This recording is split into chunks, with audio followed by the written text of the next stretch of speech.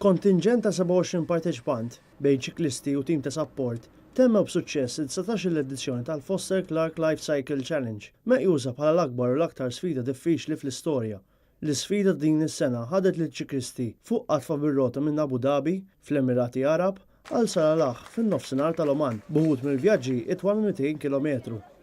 Mar-ritorn tagħhom fl-Ajruport Internazzjonali ta' Malta minn titjira minn Dubai il-ġimgħa wara nofsinhar, evidenti kien is-sodisfazzjon taċ-ċiklisti li bil-qatfa tagħhom għennu lil minnu inqas ix-xurtjat u l-ferħ tal-familjari għar-ritorn tagħhom. Shirley Chefaj, chairperson tal-LifeCycle Foundation, tkellmet magħna dwar dak li jaffaċċjaw iċ-ċiklisti fl-10 tiem ta' vjaġġi kontinwi. L-isfidi li kellna dis-sena ċertament l-ewwel diem it-temp għax kien 40 u fuq l-40. Fatti fl-ewwel ġurnata tnejn mill-ċiklisti ħasshom ħażin bisħana. Mill-ċiklisti li kellna 5 kellhom jifqu imħabba sħana u mħabba ma felħux jagħmlu għażjed.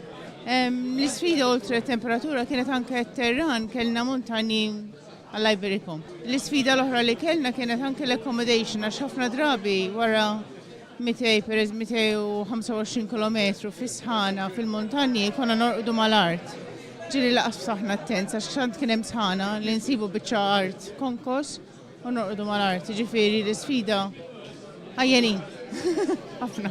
Sa issa nġabru ftit anqas minn 150,000 euro u Shirley Chefaj elaborat aktar dwar min se jibbenefika minn dawn il-fondi.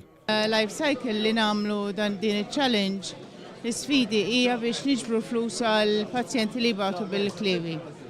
U qed nagħtu flus anke għar-riċerka għal pazjenti fil-klievi, eccetera. Wieħed jista' is-sem tiegħu f'din il-kawża billi jagħti d-donazzjonijiet b'telefonata, b'SMS, bank transfer jew fuq is-sit lifecyclechallenge.com.